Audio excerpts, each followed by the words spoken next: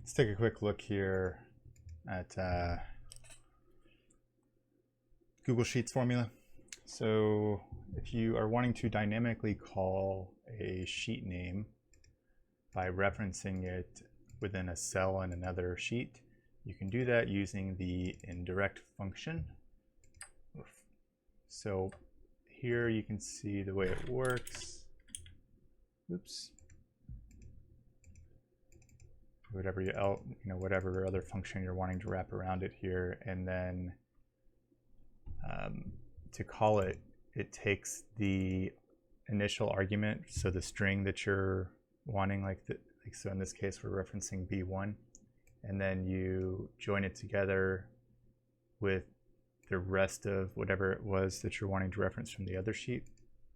So let's build it real quick in this next cell. So we'll say COUNTIF, and then indirect, and then we want to reference C1, and we're going to say B2 through the rest of B.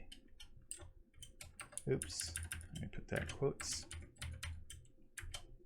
And close that, and then whatever if your count condition is. So we'll say if it's greater than 74, I guess, whatever, 2.